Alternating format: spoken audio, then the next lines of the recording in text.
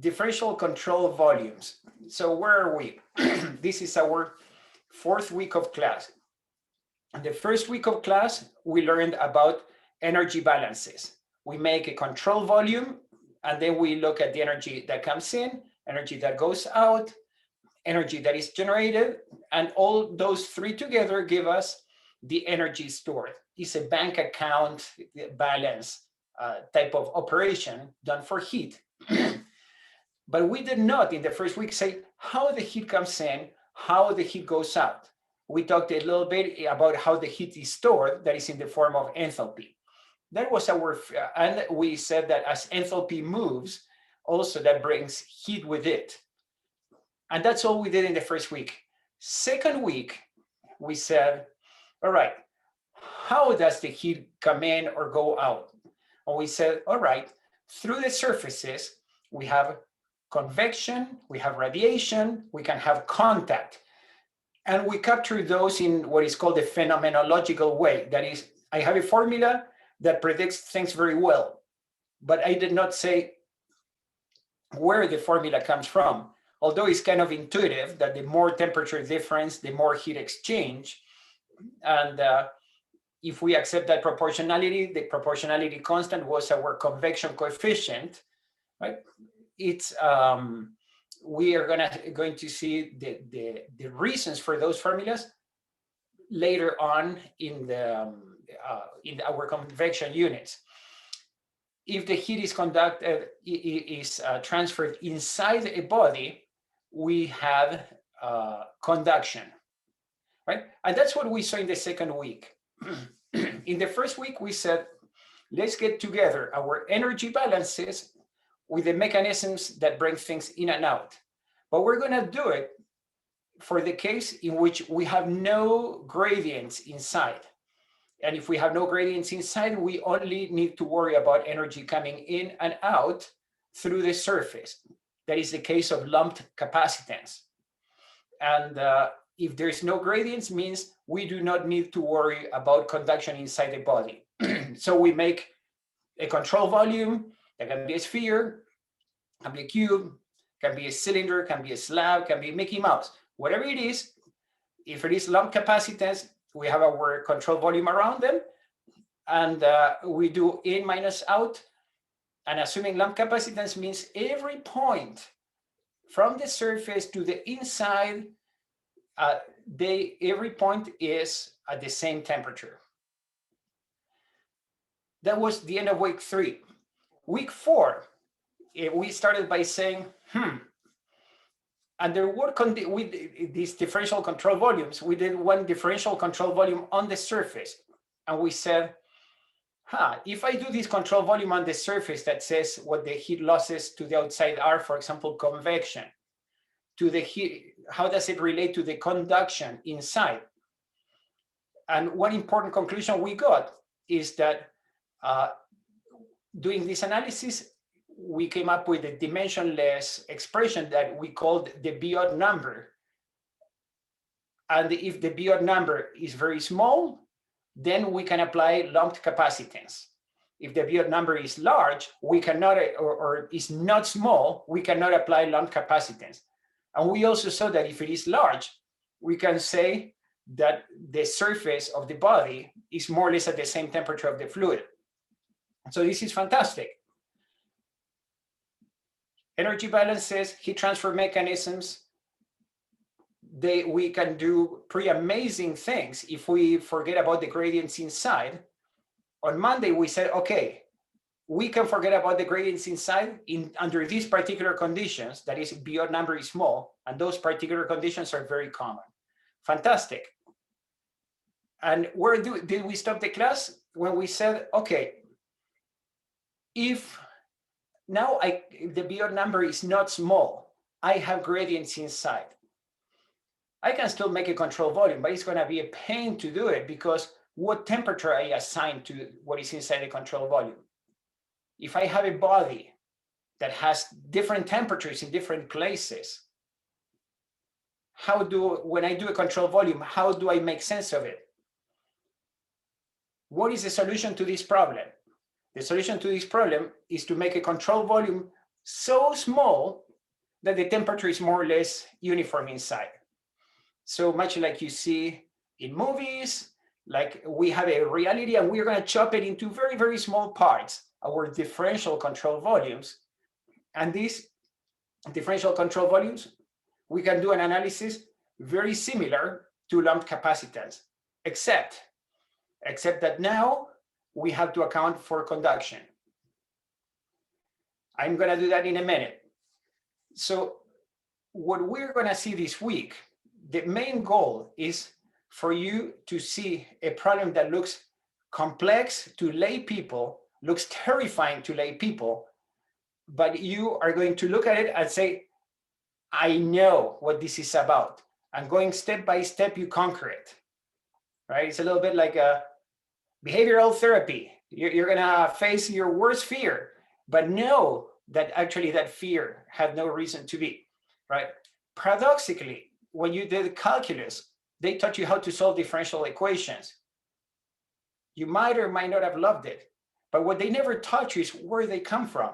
And you know what? What really matters is where they come from, because I can pay any mathematician to solve my differential equations. I can put them into a finite element package to solve. Solving them is not really the point, but where do they come from, right? This is what we are looking in this class. Not so worried about solving them, but what is the source of these equations that they taught us to solve?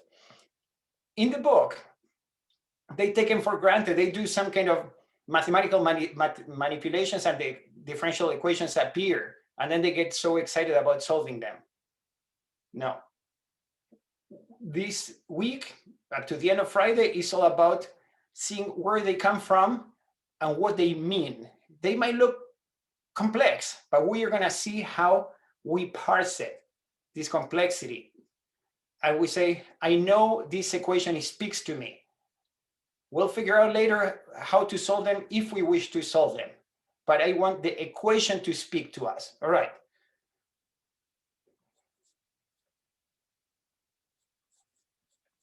Let's get into business.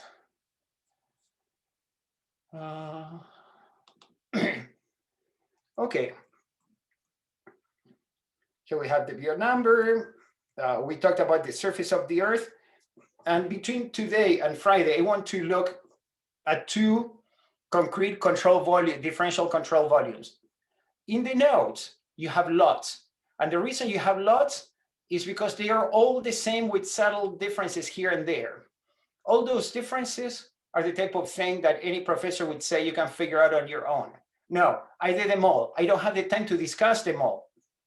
But I do suggest that you take a look at them and you're gonna see that it's like playing the same song and changing a chord here and there. But it's the same thing.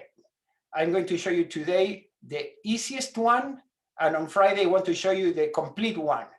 And of course, you have a whole shade of gray in between about like how we consider more and more things. Let's talk about this one. This is, let's move here. Good. Oh. So let's talk about, now we account for heat by conduction, right? And I'm going to forget about advection. And I'm even going to forget about convection. I'm going to forget about everything, actually. This is pure 1D conduction. This is the simplest differential control volume we can make. So this would be the case, for example, for a bar that is insulated on the sides. And heat can only move in the direction of the bar. So one end might be hot, the other end might be cold. And we have already seen, if we are in steady state, how to calculate the heat transfer in this case, because it's just the delta temperature divided the length, right? What we saw Fourier's law. But if it is not steady state, and the temperature is not, the temperature gradient is not uniform, things start to change with time. This is way outside lay people. This is the type of thing people say, oh, it's heating or cooling, but nobody knows really what's going on. You will. So here we have the bar. And in this bar, temperature is changing. I didn't even draw a curve for temperature, but it can be anything. Can be a straight line, can be a parabola, can be squiggles. Temperature can be up and down, can be anything, anything. That's the beauty of when we get into this game. But I'm going to take in this bar, in which I'm also saying that across the cross section, the temperature is uniform. I'm going to take one element. And because across the cross section, the temperature is uniform, my element is just going to be a slice of this bar. And the slice of this bar, we have, in the slice of this bar, let's say is differential x in length. The cross section is AC. We're talking about conduction, so it's the cross section, and in this case of a bar, is obvious that it's a cross section. And in this slice of the bar, I make a control volume. Here we have a control volume. And in the control volume, we are going to do what we know, energy balance. I'm going to make an energy rate balance. So Q in minus Q out plus Q gen equals Q store. Week one of class, we wrote this. And we are going to look at the heat transfer mechanisms. This is exactly what we did for lumped capacitance, except that in lumped capacitance, we said, we're not going to worry about conduction because there is no gradients. Now we say, yes, there is gradients. So in this differential control volume, how does the heat come in? So let's say if this is the x-axis, in general, heat moves in this direction, left to right. Of course, you can say, what if heat moves right to left? No problem. It's going to be with a negative sign then. So in this case, in which I'm doing the differential control volumes, signs matter a lot because we're doing everything in a very general way, not a particular way. So if heat is moving in the direction of x, heat in is heat in by conduction. And I'm going to say this is coordinate x, this face I'm marking here. And then this other face on the other end is the face at x plus dx. So heat is coming in x, right? And it's going to be the formula we already know from week 2. This is not new. The only thing new so far is that I said, let's make our control volume very small, infinitesimal. So I pick the two faces of the control volume where the temperature is constant. And I mentioned that in week 1 already. And when the temperature is not constant, I make it very small. So this is heat by conduction coming in. Let's do heat by conduction going out. It goes in x and goes out in x plus dx. By the way, I don't know if you have done analysis like this in your studies so far. What we're doing here is a classic universal analysis of a differential element to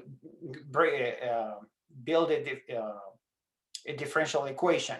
You do the same for fluid mechanics, you do the same for solid mechanics, you do the same for diffusion, right? It's this type of analysis is very universal. So this trick we're doing here of saying x and x plus dx, probably you already saw it. And if you didn't, you will see it again many more times. So I got my Q in, I got my Q out. If you remember when we did the heat exchangers, we said that some of the Q out was the Q loss through the surface. But in this case, we said it's all insulated. And we also said this is a solid bar, there is no advection. This is the simplest we can do. Okay, so this is Q in, this is Q out, there's no other. There is this line here, Q generated, and why not? Let's say the body is radioactive and is heating up, or can be a piece of cables through which current is circulating and generating heat by Joule heating. In my world of welding, When the welders are welding, the weld is hot, but you know what else is hot? The cables of the machine, because the current that is going through the cables heat it up. That heating the welding cables is this Q generated. If you ever read the news about houses catching on fire because like the electrical installation was overloaded, you know what? That's the Q generated that that was too much current going, overheated the wire, and that caused the fire. That's the Q generated. I'm not talking here about the physics of the heat generation, but I'm just saying, okay, there is a volumetric heat generation. This Q triple prime, the triple prime means per unit volume. So would be this volume times Q generation, and the volume is, well, funny, I put AS, but this is a typo. I need to type this thing. So it would be the cross-sectional area times differential X. That's the area, the volume of a cylinder, right? I put AS, but it should be AC. Please make a note of that. dx times the volumetric heat generation. So I got the first term in my general energy balance equation. I got my second term in the energy balance equation. I got my third term in the energy balance equation. All these things we have seen in the first and the second week of class. Nothing new. It's the same we have done for lumped capacitance, except now we allow for gradients and we were forced to do our control volumes infinitesimal. So inside is more or less constant. All right, and this equals a Q stored. And Q stored, let's consider the case in which we have no phase change. And the heat stored is going to be the volume times density, that is the amount of mass.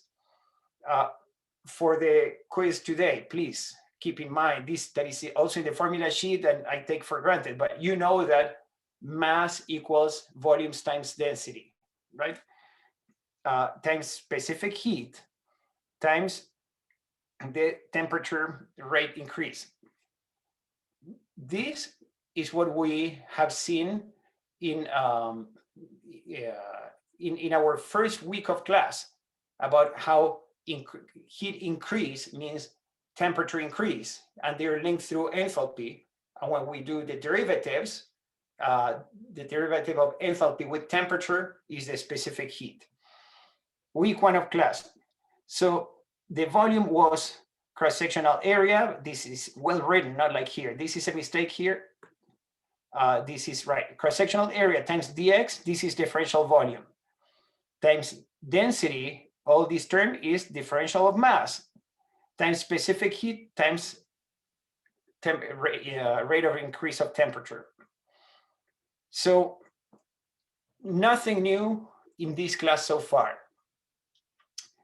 I am going to take it one more step. This is the crucial step in this trick of differential control volumes. You might have seen it already, and if not, you will see it again. Prepare to be amazed, because this is beautiful. So here we have Q out, and Q out was cross-sectional area, same as Q in. Thermal conductivity, same as Q in. A derivative of temperature with, this is gradient, temperature versus space, But this is not the same. Mind the details here. This is the gradient in X. And this is the gradient in X plus dx. And you're gonna say, yeah, kind of the same, right? Kind of the same, not exactly the same. And that not exactly matters enormously. So let's take this seriously and go back to calculus, which I know we all love. And we have K times dt dx in X plus dx. We're gonna do, actually it's a Maclaurin expansion. I'm gonna call it a Taylor expansion because I'm sure you heard that. We're gonna do a Taylor expansion, but we're not gonna go crazy with the factorials and everything. We're gonna go one level of expansion. In my professional life, in some cases, I have to go to the second level of the expansion. You will not. First level. So K times gradient in x plus dx equals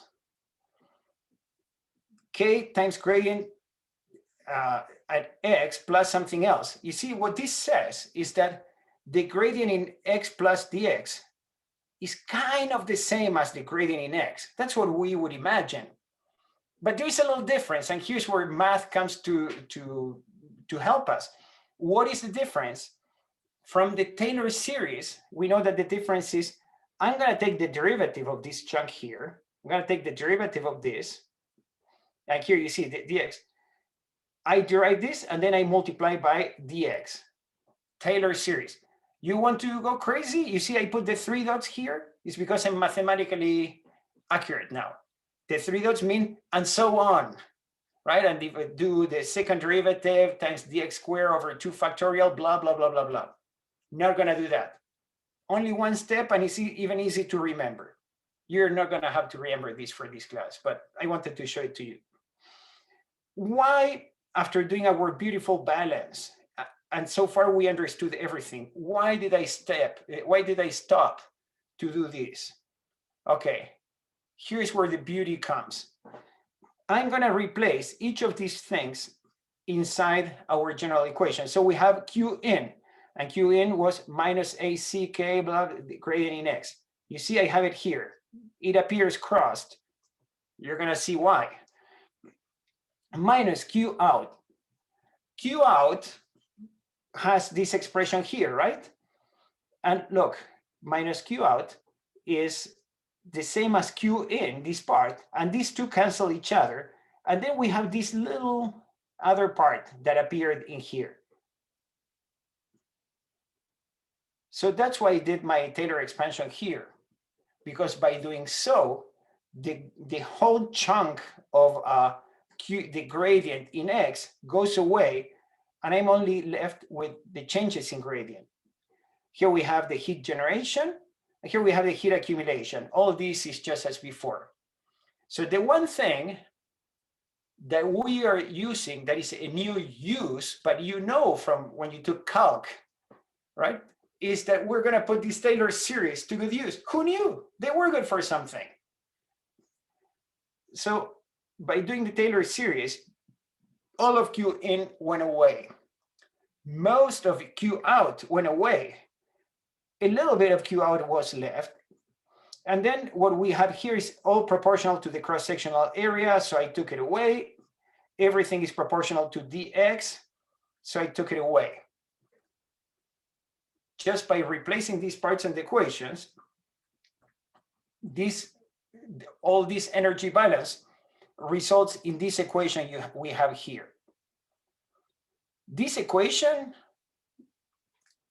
coming from here looks simple, right? I have all this. Still, this equation is very tough. Look, first of all, it's a second order equation. You see, we have a derivative of a derivative, second order equation. Okay, interesting. This equation is not an ordinary equation. This is a partial differential equation. The worst possible type of differential equations. You like the ordinary, like we did in lump capacitance. But to do that, we had to say, oh, no gradients. And we had only this derivative here on time. I say, you know what? Biot number is not always very small. What do we do? Okay, we do the differential control volume, and here's the part that accounts for the gradients. This equation can be nonlinear. You see, I have K times dt dx. K, the thermal conductivity, always depends on temperature. That's nonlinear. Sometimes the dependence is so small, we're going to say, you know what? Let's call it constant, and we'll all be happy. So, but in this equation, the way it's written, if you say, no, I want it exact. You want it exact? Here you got it exact. This is exact. Here we have a heat generation. You say, well, you never know when you're analyzing a nuclear reactor. Oh, well, I have it. And here I have the terms for transient. This is a non-homogeneous equation because we have our Q generated here that might be anything. Let's say that we go wink and we say, let's say that K, the thermal conductivity, is constant.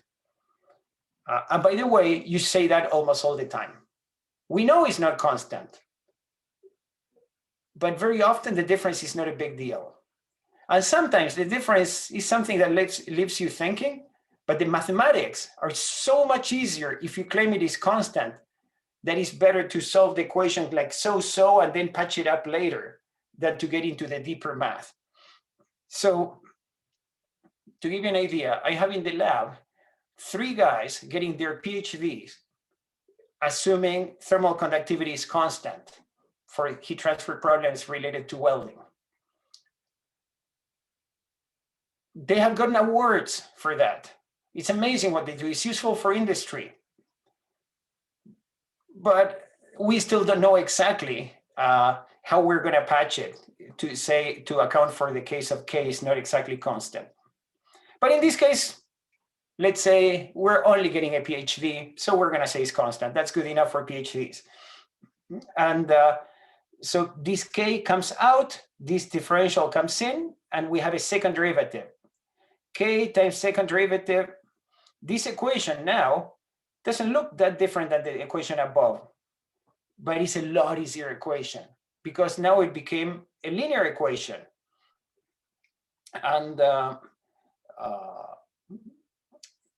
it still accounts for heat generation like we might have in a cable, like we might have in a nuclear reactor, like we might have in many cases frictional heating in fluid mechanics. Something I forgot to mention above is this equation is second order in space.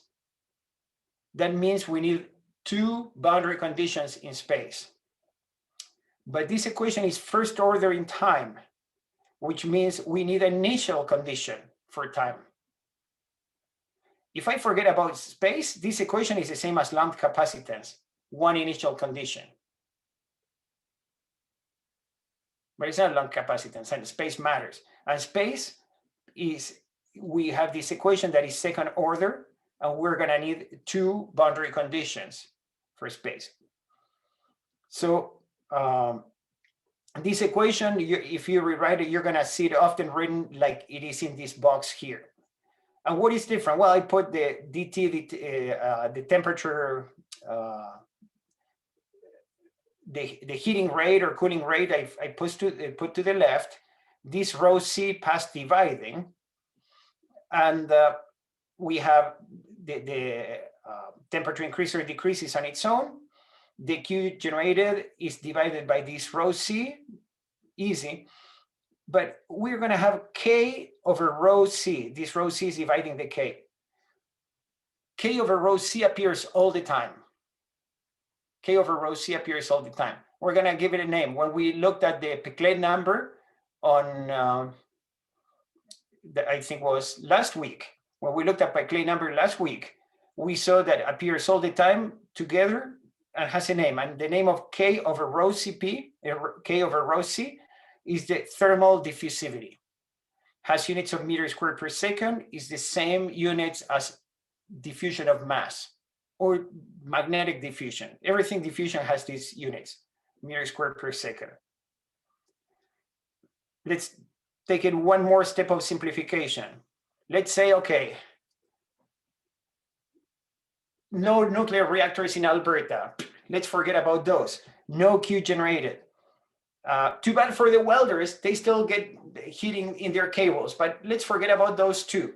Let's forget about anything that generates heat inside. Let's forget about metabolic heat. And the equation becomes this one here. This one here is a very common equation. We will be using the solutions. We will not be solving it, but we will be using the solutions because this equation,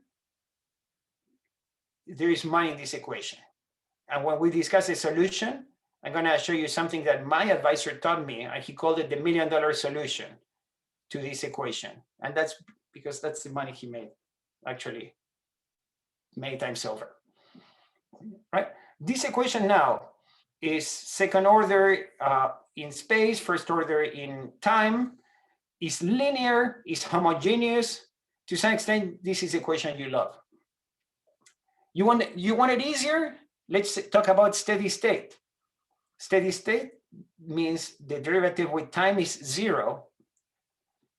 And then the final result is second derivative of temperature with space, and this is a 1D case, is 0. You know what this means? This means if you were to integrate this twice, you get the equation of a straight line. Or you can postulate this a straight line and you derive it twice and you get that is 0, right? This means the curvature, the second derivative relates to curvature, right? The curvature of temperature versus space, 0, no curvature, straight line, right? But this is a particular case. But for example, when in week 2 of class, we talked about heat conduction, or if we talk about heat conduction through a window pane, in steady state, we assume that the heat that is transferred is proportional to the variation of temperature in the distance. Yeah, and that is exact in steady state, and assuming that K is constant too. Okay, what have we done? We have generated a differential equation for the simplest of all cases, right? Which is a very common case. We're gonna see a straight line. We're gonna be using this, I believe, next week when we look at the concept of thermal resistance. It's all based on the solution to this equation. But right today, I don't care about the solutions. What I care is that if we cannot apply lumped capacitance, we need to look at something that has temperature changing in space, that has gradients, therefore it has thermal conduction. And if we have thermal conduction, we need to solve it element by element. And when we do it for this particular case of heat transfer in 1D and with no, in 1D and with no advection and no heat losses on the surface, we get this equation here. All right. Any questions so far? Any question would be, this is not perfectly clear, but clear enough to be able to ask a question. So I hope somebody got to that point. No question would mean everything is so unclear you don't even know what to ask.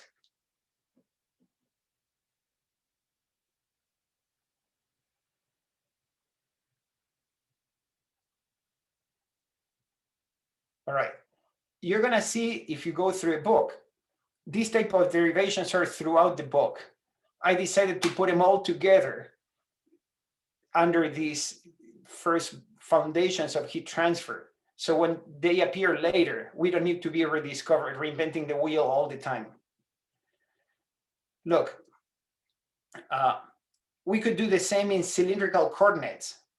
If you remember something you need to know for today, that is, in what conditions we can simplify a problem.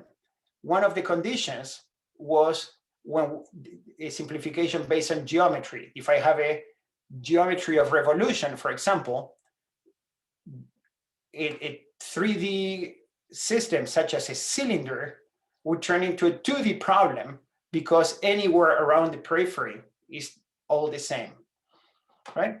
And if we were to run the same business, but in cylindrical coordinates, we would make our control volume, right, as now as like a thin cylinder. I am choosing for my control volume areas that have the same temperature. So because of symmetry of revolution, I know that any cylinder is isothermal.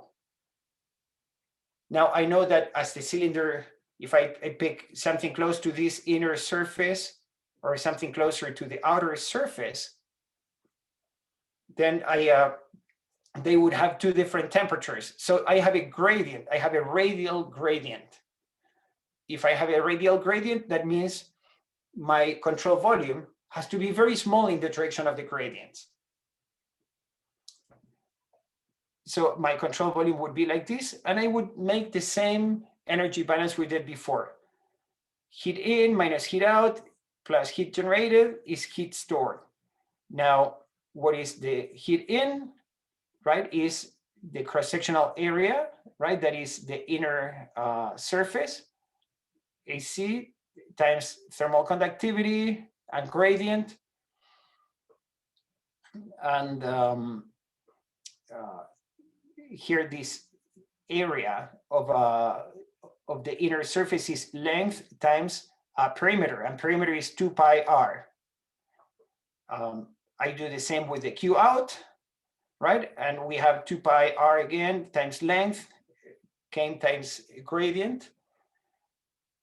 And guess what? It's the same as we saw before. We have r plus the r, right? In here, I didn't put it. Well, I put it here and I forgot to put it in here. I say this is in radius r. This is in radius r plus the r. Here we have a Q generated, same as before, and this Q stored is same as before.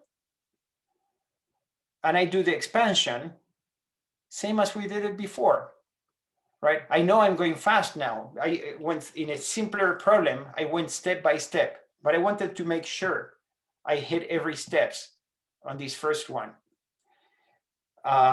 This one I'm going a little bit faster, but it is in your notes. And what I'm highlighting here, how the thinking process is exactly the same.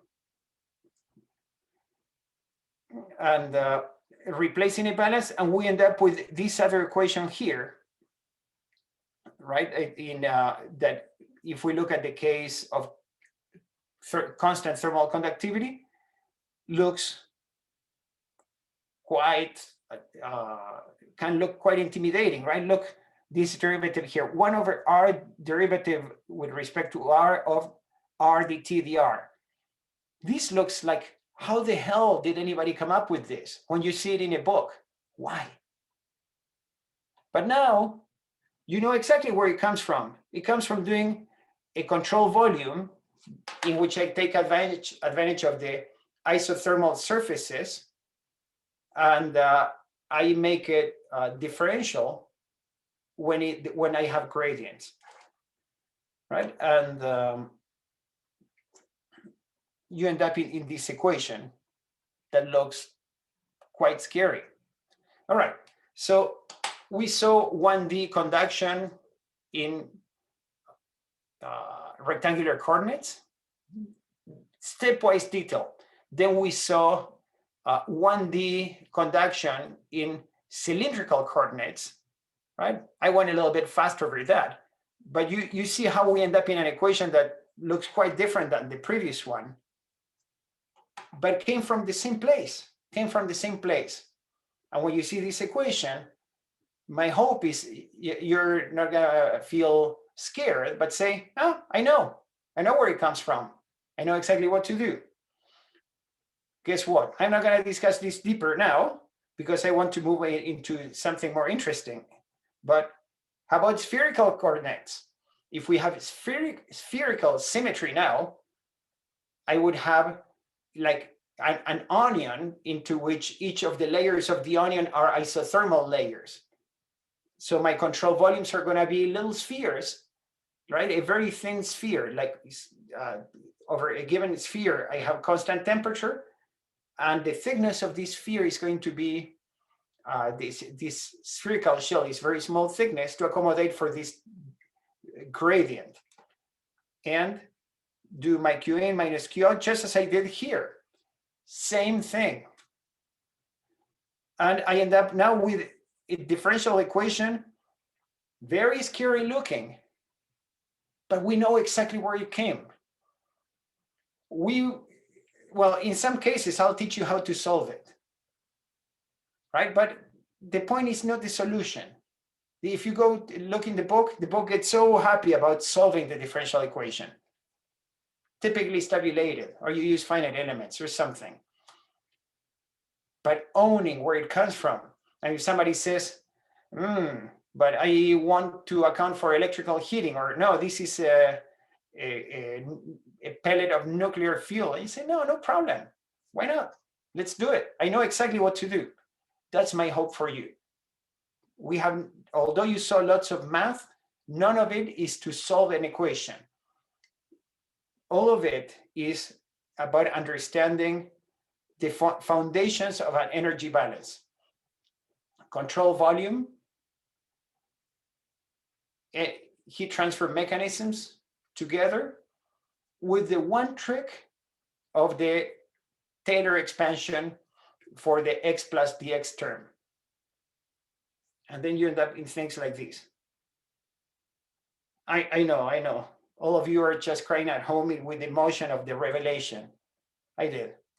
Okay, so let's see.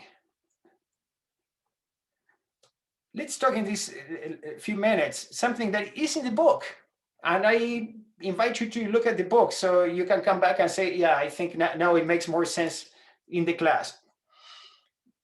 Let's talk about 1D heat transfer with surface convection. So now we would have energy losses through the surface of our bar. And I am going to assume, in this case, that the temperature is constant in each cross section. The temperature is not constant lengthwise, so that's why I need to make a thin slice. But I'm saying the constant temperature is constant in each cross section. This is a similar lie to lumped capacitance, right? How would we know? I'll give 30 seconds. I would be like thrilled if I hear anybody who tells me, how can I tell if the temperature in a cross section can be considered uniform or not? Any suggestions? How can I tell when I can say it's constant and when I cannot?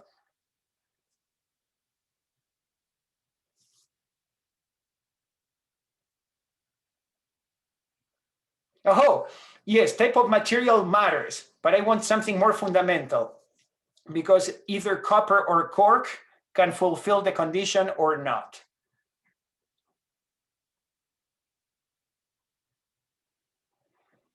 So thermal gradient conductivity, yes, the Biot number, the same thing is H times a distance over thermal conductivity. So the type of material matters. We have thermal conductivity. How much convection also matters. Are we blasting this with the spray jets of water, or this is just gently cooling in still air, right? And the size.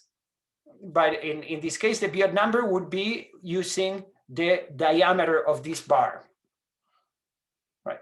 So when the Biot number using the diameter of the bar or some characteristic length is small, yes, we can assume this is uniform in the cross section. So let's say, yes, this is a case in which we can assume it's uniform in the cross section.